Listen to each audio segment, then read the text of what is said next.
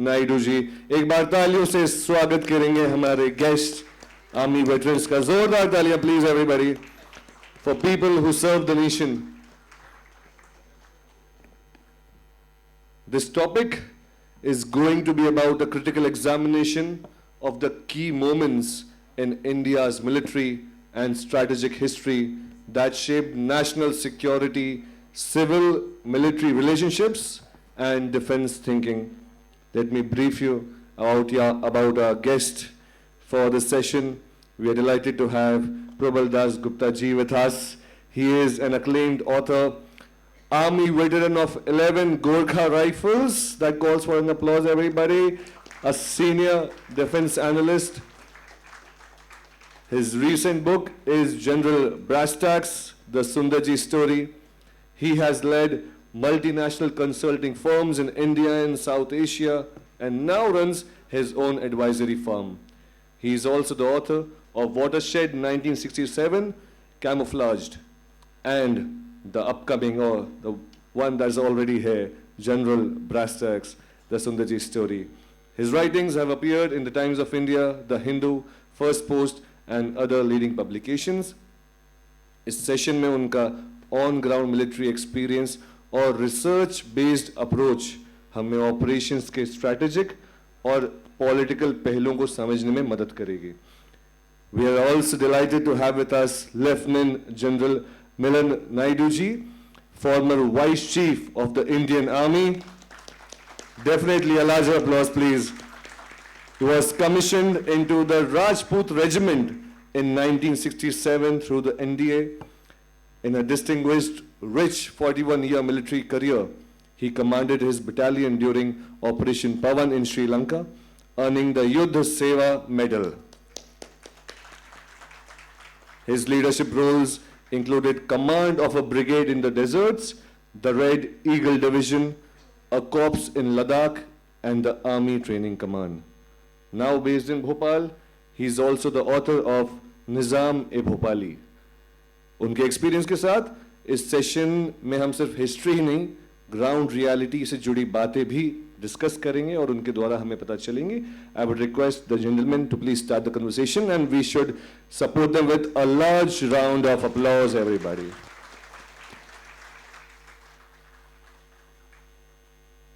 Good afternoon, ladies and gentlemen, and thank you very much for the introduction.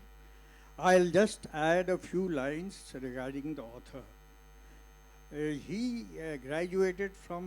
postgraduated from Columbia University in New York, and he was at that time Brown Myers Fellow, Tata Scholar, and R.D. Setna Scholar. Of course, as he told you, he's from the Army. Thereafter, he graduated to consulting as a financial assistant and also risk management to various national and international companies in South Asia.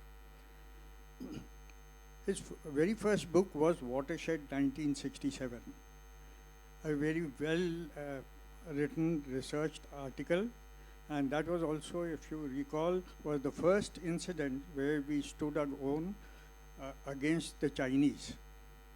And this was immediately after the 1962 drubbing that we got. This book was listed in the BBC as the Book of the Week, Asian Age, Hindustan Times, Times of India, and the Hindu. It also featured in the BBC and Discovery Channel.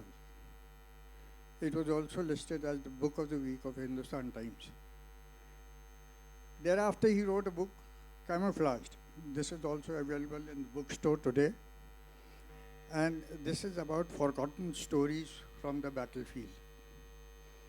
This book has been reviewed extensively, actually still on that circuit of interviews regarding the second book, a very well-researched book, and is called the Book of the Week by the Deccan Herald.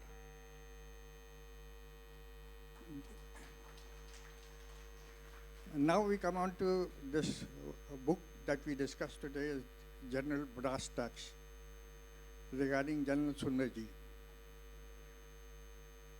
This book covers the entire life history of General Sundarji, right from his birth, his early days, his commission into the British Indian Army, the division of assets during the partition that he was witness to, thereafter protection of the refugees, then on to the cremation of Mahatma Gandhi.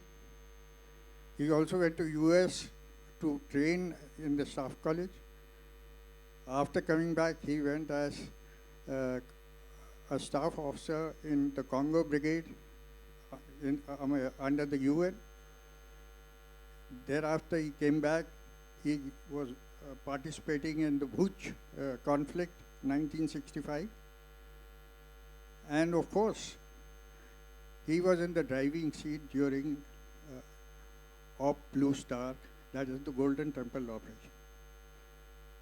Subsequently, when he became the chief, he had very exciting challenges or exciting times that he had to face. Starting off with the excise Brasstacks, which led up to Op Trident. Thereafter, Sumdrogchu incident, which was the Chinese being checkmated in the NIFA, and finally Op Pavan in Sri Lanka.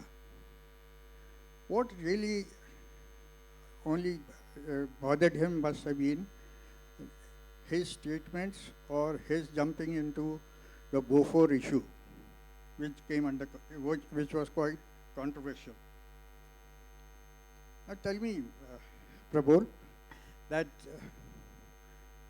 we have so many generals, both illustrious, famous, and otherwise generals in the Indian Army post-partition.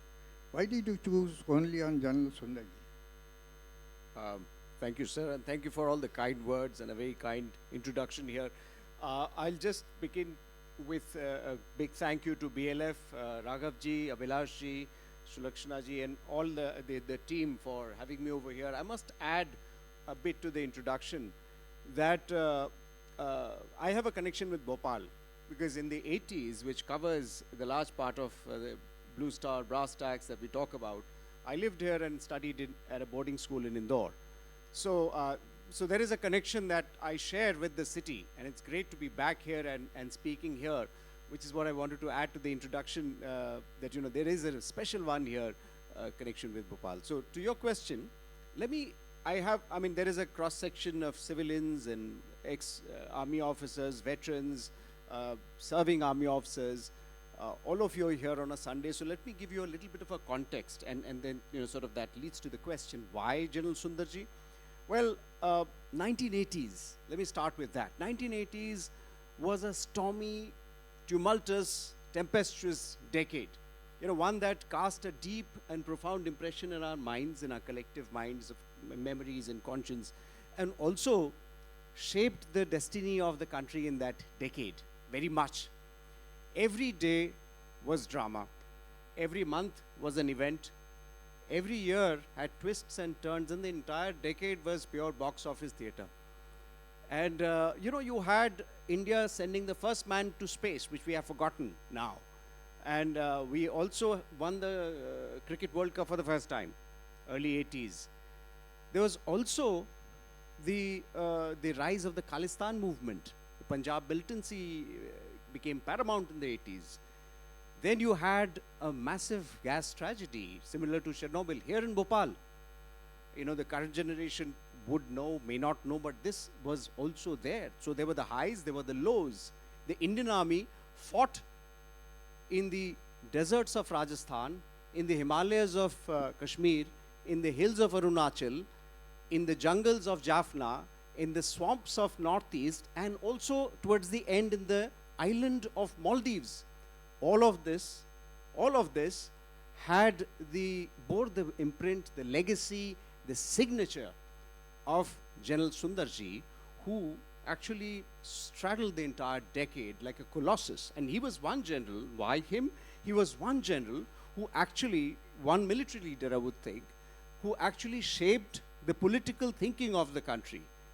I mean, they're all, with due respect to all, many of the chiefs and the generals, General Sundarji was one who actually shaped the political thinking. And the interesting part is that whenever I went to speak with various people, the sources, no one had one opinion on him. They had several opinions. I would go to 20 people, they would have 25 opinions on him.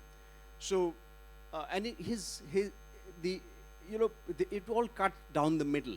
People either revered him or reviled him, liked him or disliked him. There was always a debate on him.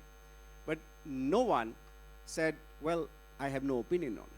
So that's why General Sundarji evoked a lot of drama, evoked a lot of, for all historians, leadership professionals, HR professionals, people who look at political science, etc., there's a bit for everybody in his story, which is what I found was quite amazing.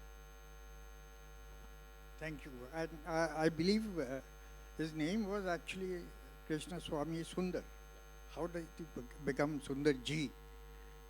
Could you just That's an interesting story, which I actually stumbled upon it while I was researching. So you start with, you think you know the subject, but you realize that you know only 10% of it once you start the research. And that's the beautiful part of it. When you embark on the journey, you don't want it to end as an author, because now your journey ends and the journey of the reader starts.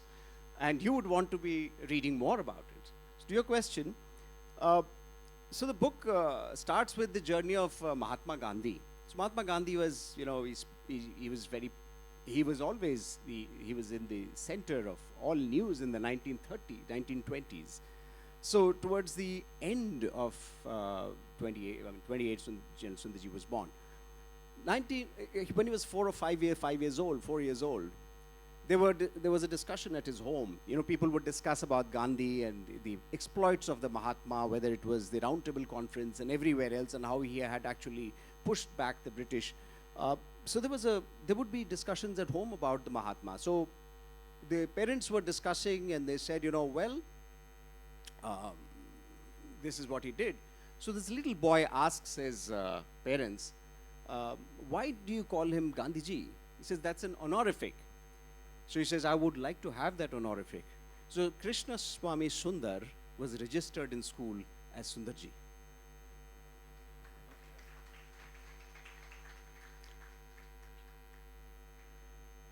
During Operation Blue Star, though Sundarji was not the chief of army staff, he was the army commander. And Operation Blue Star was conducted under his control or his direction. Do you think there was any other option available to him? Did he consider any other thing which could have, made the operation sort of pull through differently? So there's always, again, like I said, there's always a debate on all the actions and decisions that he undertook during his tenure. On this, I remember speaking with General Bulbul Barar, who actually, I spent half a day with him about how they went about undertaking that operation, what happened then. He was of the view that the state of Khalistan was going to be announced on the 9th of June. This happened on the 5th and 6th of June, Operation Blue Star. And had they waited, there was an option that they could wait, they could lay siege and squeeze the militants. But the fact is, there was no idea how much weapons and arms they had stockpiled, which could have made them last for beyond few weeks. And what they had understood, the intelligence that the DIF commander, General Barar and General Ranjit Singh Dayal and others had got, was that there was going to be, all of these people from the border villages, Bindrawale supporters, they were about to be marching to Amritsar, and that was what was feared, that it would be a mass uprising. So that was the basis on which they decided. Now, what is not known is that there were 7 gurdwaras in different parts close to the border, and Amritsar is very close to the border, about 10 kilometers, 15 kilometers. So there were gurdwaras where actually there were simmering or rumblings of dissent, and this was happening. There was another gurdwara near Patiala where here there was a former army general who was leading the militants. I'm not talking about General Shabik. This is General Gurdial Singh, and he had also, he had pushed back the army and the CRPF and the others. So actually, Bhindranwale was quite sure that nobody would come in. So one of the tenets is that when the adversary is expecting you to do something, and you actually play to his plan, I'm not sure that would have been a great thing. So my point being that the Punjab problem had started in the late 1970s, when Zail Singh and Sanjay Gandhi actually went to the villages in Punjab in trying to look for a leader who could stand up to the Akalis. And they found this man in the village of Moga who was an outstanding speaker, and he could command like this hall. He could have so many people attending him. So they chose Janlan Singh Bhindranwale there, and the entire problem started to evolve thereafter, and Bhindranwale became a demon who was beyond control.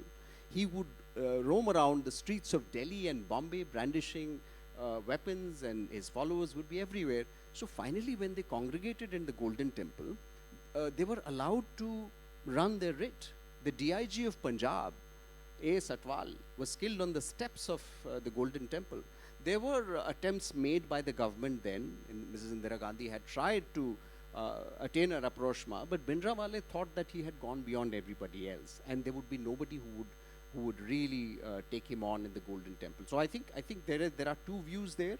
But from what I understand, the view of General Barar and everyone, they had undertaken. I asked him this question. So they had undertaken this operation in the belief, with the intelligence, that if they had not and they'd only laid siege, it would have led to mass uprising across different districts in Punjab, close to the border, and that would have led to a more difficult situation. Thank you. Regarding Brasstacks, there was a lot of controversy over Brasstacks because it created alarm in Pakistan. And what he used to propound as a deep thrust into the hinterland of the adversary, do you think it had a beginning, or the seeds were sown when he was a battalion commander during the Bhuj operations in '65? Yes, I think he made notes of many of these aspects which had, the Bhuj operations. He realized that the deserts were an area which could be exploited. And thereafter, there was an exercise in Betwa in '66, '67, wherein they had, thought of the canal crossing. They had also thought of mounting similar kind of an exercise as Brasstacks. But, General Sundarji, over the years, whether it was the Bhuj experience, whether it was the experience in 1983 when he conducted exercise Digvijay, where he made tanks which were rolling at 10, 15 kilometers an hour, and he just upped the ante completely. He actually pulled the entire thinking of the Indian Army, which had fallen into a stupor after the 1971 war, hauled the entire thinking by the bootstraps and took them forward. So his entire thinking was based on the collective experiences, or little points of information that he had mined over the years, and his exposure in the US at in Kansas at Fort Leavenworth, and all of these actually accumulated to form a thinking which was more aggressive in nature, and Brasstacks was again an outcome of a lot of these thinking. Outcome of also his ability to convince the political system of the day that India could have such a big exercise. So when Rajiv Gandhi called the three chiefs and asked, have we really exercised our ability to fight a big war? Everybody said no. So he said, well, let's do it. So, the biggest exercise the NATO had done was Autumn Forge, which had 1,25,000 troops. Sundarji, one legacy that I always believe he left is to propel everybody to think big. So he planned an exercise that was 4 times bigger than the NATO exercise. It was the biggest ever exercise that the world had seen since the Second World War, which really shook Pakistan. And there's a lot that happened with General Zia-ul Haq and others, which brought a dramatic closure to Brasstacks, because it pushed him so much, it scared General Zia-ul Haq, because what he had thought, General Sundarji's plan was to hold Punjab, was to hold the Pakistani attacks in Punjab and launch a counteroffensive through the deserts of Rajasthan.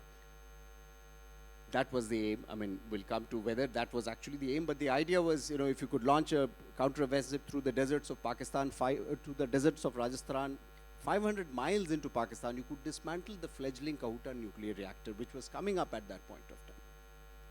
Okay, but why were the Pakistanis so perturbed about this exercise? Because the axis of the exercise was north-south. But why did they think that something was to go wrong?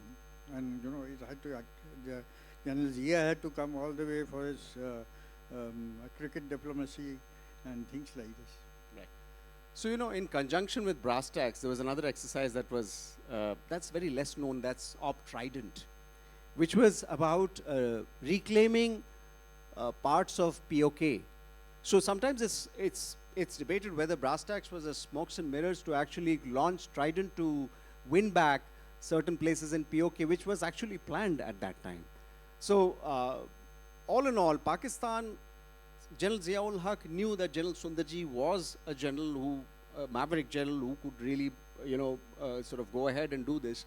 He also had a hold over the political thinking of the day, with Arun Singh and Rajiv Gandhi particularly, both of them being close to him. Also the axis, like you said, the axis of the exercise were north-south. Now, if the exercise were to be, I mean, if you had to put it in a layman sort of language, if the exercise, if you take your mind back to the map of India and the alignment of Rajasthan and you know, to Pakistan, if you have an exercise north-south, it doesn't worry Pakistan.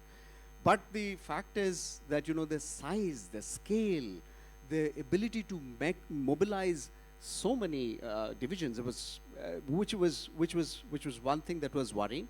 There's another thing that had happened, was that these axis, it is said, had moved, which is again something that people's, you know, if you ask, if you look at someone who's written a book, then if you ask people who had been around later, I spoke with a couple of American analysts, Devin Haggerty says differently, Kenneth Waltz has written it differently. The idea was to, they thought that India could move in, India could provoke Pakistan to make the first move, which could then give Sundarji the excuse to move in through Rajasthan and at Kahuta. And also General Zia-ul Haq was scared because Kahuta was just being developed.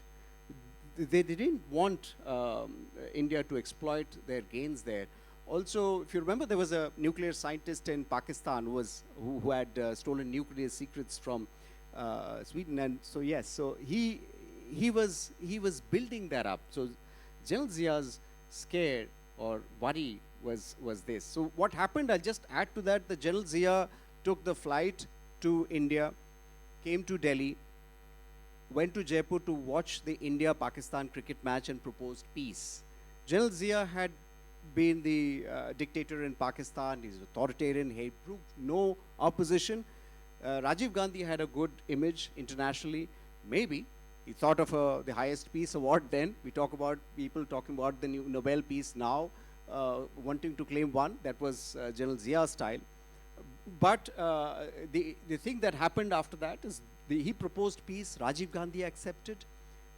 The two countries moved towards, you know, sort of sorting out their issues, whether it was demilitarizing their border, whether it's Siachen. So they actually started with conversations in Geneva. That's the closest they came. In Geneva, in Amman, secretary level talks started, and Zia was moving close towards peace when he was assassinated after attending a parade in Bawalpur, and his plane crashed. And I write about it in the book, so we'll have to read the book and rather me revealing all of it. No, I agree. But this also raised the issue of northeast India simultaneously. It was almost simultaneously. If you see, just following a couple of weeks later in the summer, Chinese came in Sumdrong too, and we reacted in a very, very, you can say, speedy manner, very positively, and we managed to checkmate them. So how did he manage to do that?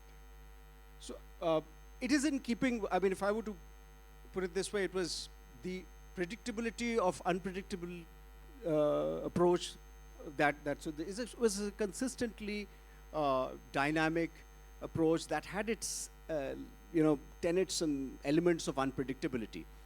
One of the things, I'll take you back 20 years into my first book, Watershed 1967, and General Sagat Singh, and this is again towards the east in Sikkim.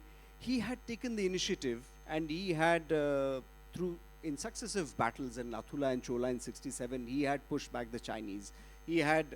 So those were the two victories that India had registered, which led to China's not interfere, which was part of many reasons, apart from Indira Gandhi inciting accord with the Soviets, etc. This was one of the reasons why they did not interfere in 1971.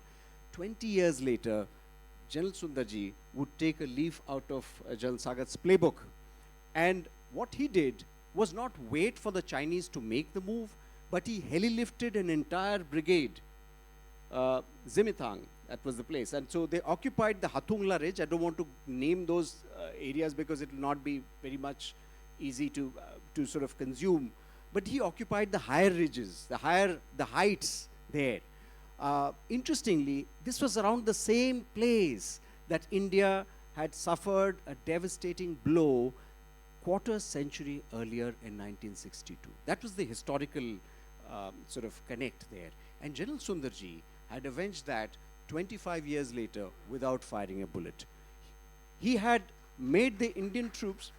Yeah, this was an amazing thing that happened. That the entire brigade was heli-lifted and placed there, and the Chinese suddenly found themselves on the floor of the ridges, whereas the Indians were on top.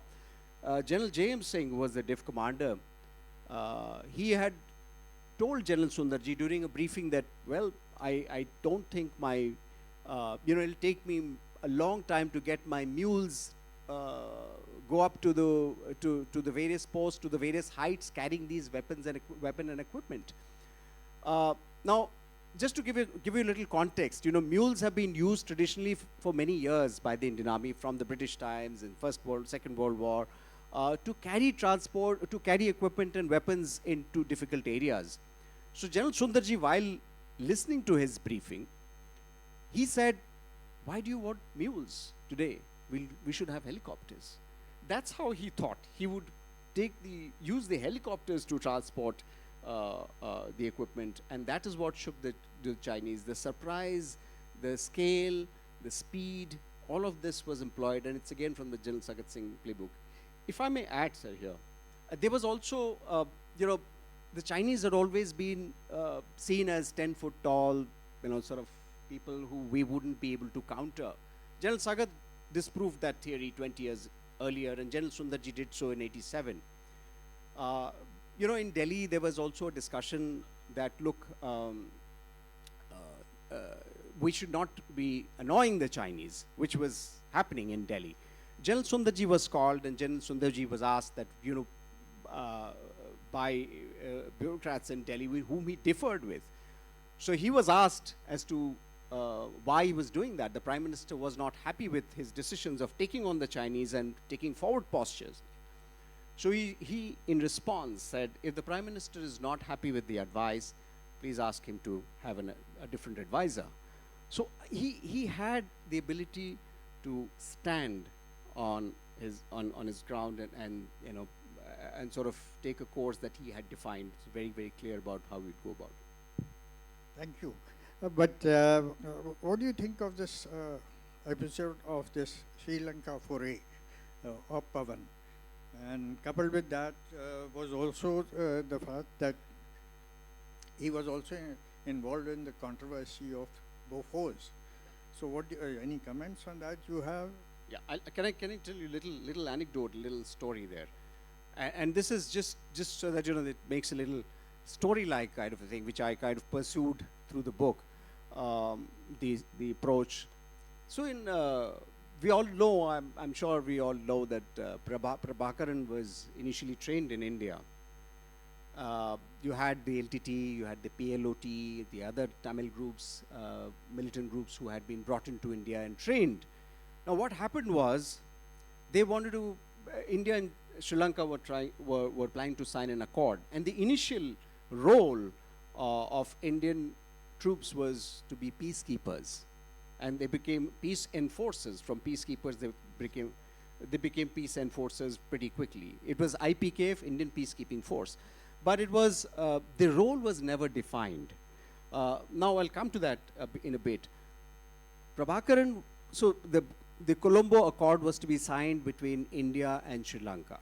So Rajiv Gandhi was to go and, sign with the Sri Lankan president. But before that, there was a dissenter. And that dissenter was sitting in Jaffna, Prabhakaran. Now Prabhakaran needed to be brought into India. I see the irony of the story. And so from the Indian embassy, a second secretary goes to Jaffna in a helicopter, quietly, and Prabhakaran is got taken into the helicopter. And the second secretary there in Colombo assures the local person that, you don't worry, we'll bring Prabhakaran back in one piece. And Prabhakaran is brought to Madras, then Madras. And this bureaucrat who had come with Prabhakaran, I must tell you, is Hardeep Singh Puri, who's the minister now. So Hardeep Puri and Prabhakaran were sitting in the lounge in Madras, having the lunch.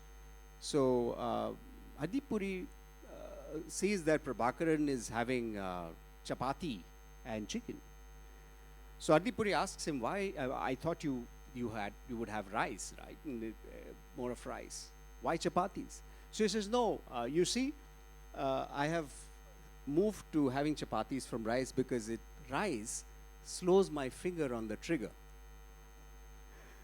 So Prabhakaran was brought to Delhi.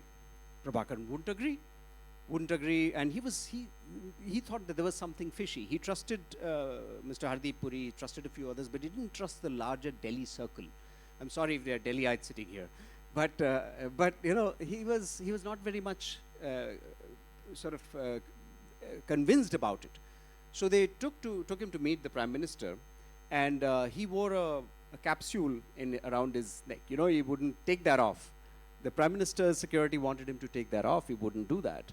Mr. Rajiv Gandhi asked him to be brought in, and there were two tables put between the two of them, and the security team stood around them as they discussed. At the end, so he agreed. He agreed to be a part of the accord and give his consent to the accord. In the evening, they had dinner, and the Prime Minister was very happy. Everybody was very happy that Prabhakaran is on board. While he was leaving, and he was giving him a send-off, okay, thank you very much, and we have you on board. So Rajiv Gandhi tells Prabhakaran to wait a minute, I got something for you. He tells Rahul, who was very young then, he says, go and get something that I've kept on the chair. Rahul goes inside, comes back with something. Rajiv Gandhi wraps it around Prabhakaran. He says, this is a bulletproof vest, it'll keep you safe. Okay. So to your quick question, quick answer to your question is that it was always building up. We at the start we did not send there was no complete strategy. There was no exit strategy. It was just building out. We had sent a division, then we increased the complement of troops. So I don't think there was a plan to that. I think General Sundarji and the entire leadership team underestimated the ability of the LTT. I don't think the Indian Army had that kind of an opposition and insurgency. They fought insurgency in the Northeast, but this was something different which they encountered, and they were walking into what has been sometimes called as India's Little Vietnam. No, okay. But did his UN experience sort of push him into having tight timelines in Sri Lanka? Was it that? So in Congo, there was success that he had got, and this was a success in the 60s when India was actually encountering the Chinese here. I think to an extent that could be argued that yes, he had had success in Congo. He had success in, 65, the limited skirmish they had at Kutch at the start of the war. But I think the Congo experience, where he had encountered a very different kind of militant organization there, would have probably paved the way for his thinking, because he was always, he was very keen to quickly end, and he believed that that could happen in Sri Lanka as well.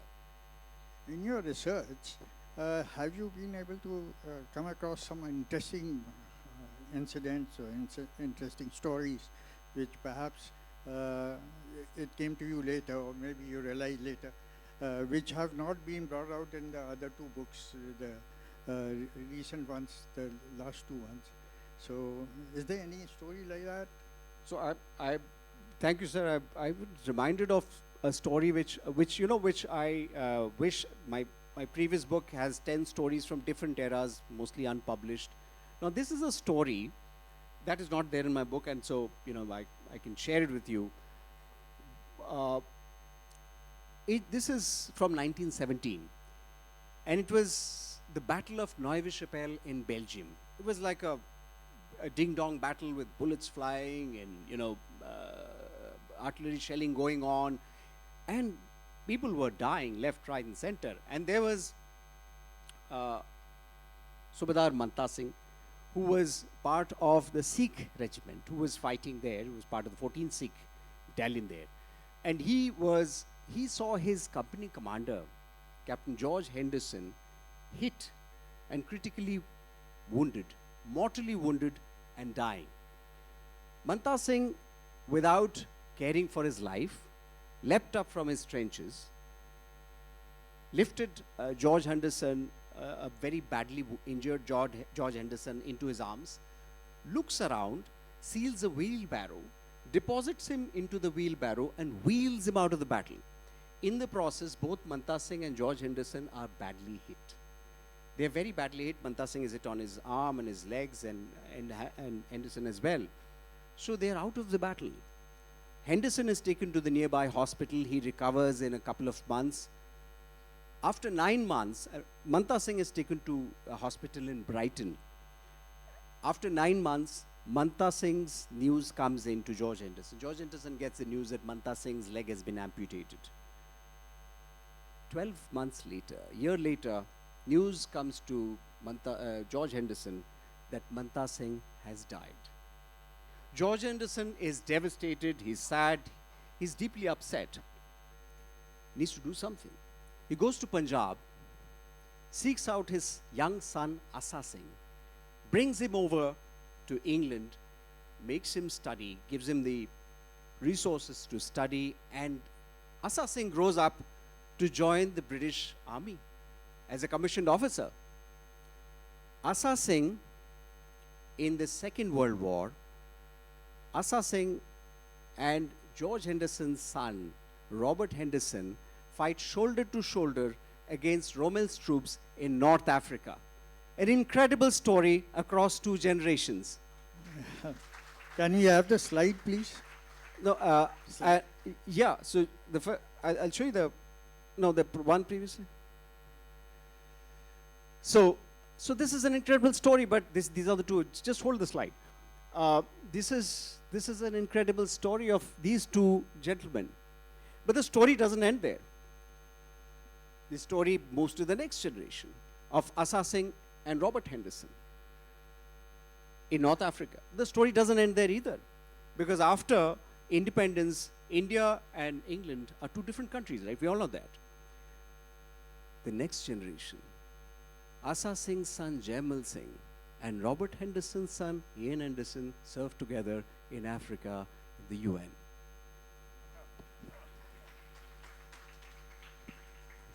Don't go anywhere. The story does not end. Why does the story not end? We are here in 2026 at the BLF. From then onwards, the 2 families have met every 2 years. And, do you want to know how they look like? It's like a mini literature festival. They meet every 2 years at Brighton, which has the Chhatri Memorial, the memorial for Manta Singh. George Henderson was so upset that, he did this. The families have continued to be in touch. I think we talk about fighting in the trenches, Esprit de Corps, the saga of, extended care. This is a story that tells me all of it across 100 years, 1917, 2026. The families have stayed together. I'll show you the Next picture, slide. how they look like today. This is from 2022. Cousins, sisters, brothers, everybody. Okay. Ladies and gentlemen, any questions, please? Come on to the first slide. This book is there in the bookstore, and a limited number of copies are here. Sure. So, first come, first serve. I suppose Sure. you would like to take a copy. And the comments and verbs that have come on this particular book, one is by good old Shashi Tharoor and then Jalal Malik. So, Just a request, apparently please it's a keep good your read. questions short and simple. Yes, please. Ha, sir, towards the back. Whether Rajiv Gandhi's agreement or truce, whatever you call, was a wise step, or just Rajiv Gandhi wanted some sort of publicity? See, I think I'll come to you. there in 1985, before that, this entire thing about the Tamil militancy was always there. So Rajiv Gandhi believed at that time that that could be resolved with an accord, which was rather politically simplistic to think, given the cross wires that existed in Sri Lanka during that time. So I would think that going into an accord was a hasty call. Calling Prabhakaran, and Prabhakaran was not fully convinced. And there's a very detailed answer within the book, because I spoke with somebody who had accompanied Prabhakaran in the flight back to Jaffna, and he was a Tamil officer and military officer who spoke with me, and he came back and gave a feedback as to why the accord wouldn't work, but we didn't listen then. But that's the short answer to your question. So, get the book, please. Yeah, it So, comes sir, on. Yeah. So, sir, is there any reference to Siddharth this side? Is there any reference to Prabhakaran having hidden himself in Madhya Pradesh? I don't know of any, but if you know of one, please do let me know. Yes, he was You must somewhere. know. He was here in some Yeah. place near Ashoknagar, Right. and the Right. then collector had looked after him and this thing. So, is Wonderful. there any reference? I was wondering. No, there is no reference to that, but that's wonderful that you brought that out. Thank you. Prabhakaran was brought and he was kept in Delhi at Suite 418 in Ashoka Hotel, which is where he was there for. But yes, he could have been brought here because there were lots of Tamil militants being brought in to India, and they were being moved to different places for training. So he would have visited. But that's the great trivia that you brought up. Thank you. जो किसी को नहीं पता होता वो खांडेकर जी को जरूर पता बिल्कुल, होता है. Okay, gentleman from my left. So my question is reference Brasstacks. More than 500,000 force was involved. Complete mechanization was involved. My question is, did the army achieve the aim that it was conducted for? Thank you. Great question. Yes, the army had achieved the aim because, if you look at Brasstacks, this is what laid the foundation for future thinking. When foreign dignitaries were brought in and they were showed the various, ops rooms, operational rooms in Brasstacks, they believed that this was an army which had far exceeded their expectations, and this was army as good as any. So the integrated battle concepts, the ability to mechanize mobilize such large troops, such large body of troops, the ability to synthesize different formations, that was done for the first time. And we talk about several things today, integrated battle groups, modern warfare, etc. The basis of all of that was laid then. Sundarji started the concept of computer gaming, which was not there before earlier. So a lot of those things came about. So I think the army did manage to attain its objectives very much at that time. Thank you. Any other? Yeah, from the Hello. far right. I am Ashish Kolarkar, and I really admire Sundarji, who can forget his iconic statement in front of Swarna Mandir. We did not go there. We did not go in anger, but sadness, with a prayer on our lips and humility in our hearts. That was Wow. iconic kind of statement. So I'm curious to know how the equation between Rajiv Gandhi and General Sundarji was, because both were the iconic figures, the flamboyant guys, so leaders in that time. Thank you. Absolutely. So this one is there in the book, by the way. So you see, he had impressed everybody with his ability to think beyond, to think forward, to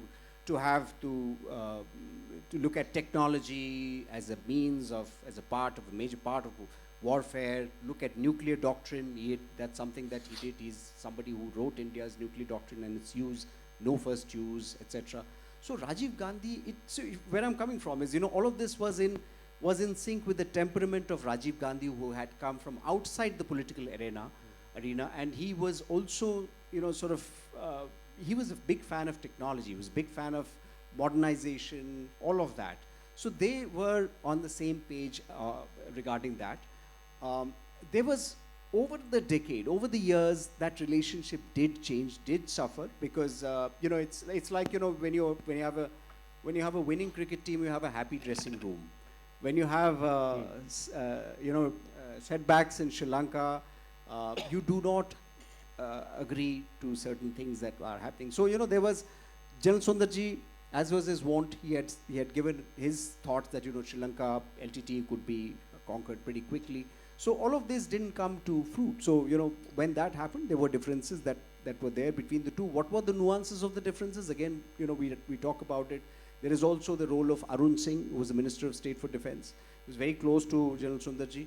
So there was this little. I would think the equation changed a bit. It started on a high, but ended on a low. Great. Any last question? वहाँ से हाथ खड़ा हुआ है वहाँ पे. Yes. Hello, sir. In your research, what did you came across about the Bofors scam? उसके लिए एक और सेशन लगेगा. So, what did I come across? I mean, I wouldn't really talk about the entire thing. Well, Bofors was a scam, and I would ask a reverse question. I mean, I would ask you a question as to how much was the scam worth? I don't know if you are aware of it. 64 crores. There was just 64 crores, which in today's terms you'll probably take as much money to probably repair a street. So that was there. But to your question, General Sundarji's role was very clear in Bofors, and that's what I write about. And because it is essentially his story, his role there in Bofors. He had chosen a gun, and there were 3 guns that were shortlisted. He had chosen a gun. Why he chose a gun? All of that I've talked about. So the Bofors, I would just answer your question with one expression. I think there was lack of transparency in the overall deal, which General Sundarji also pointed out. He was one of the few people who emerged clear in Bofors, though he had his other controversies in Sri Lanka and other decisions he took. But Bofors, he was one of the few people who came out clean, and despite the lack of transparency in the entire deal and everything that went around it. And how Rajiv Gandhi and Olof Palme actually decided is also something that over a morning walk, which is what I have.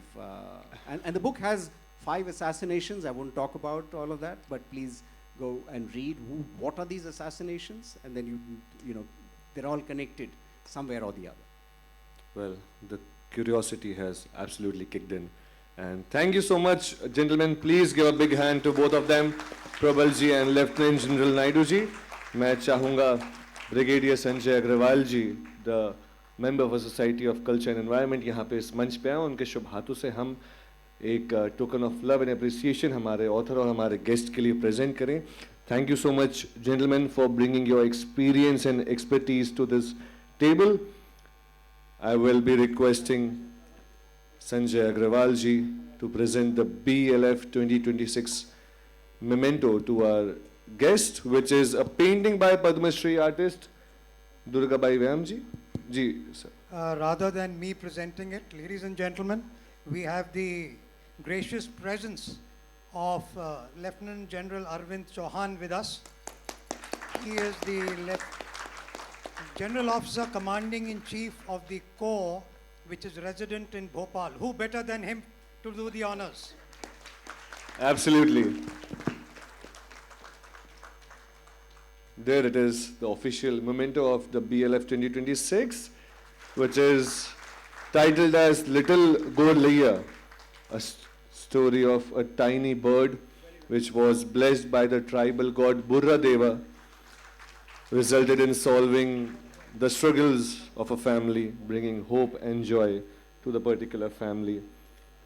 There it is, the Little Gorlaiya, everybody, created by Padma Shri artist Durga Bai Vyamji.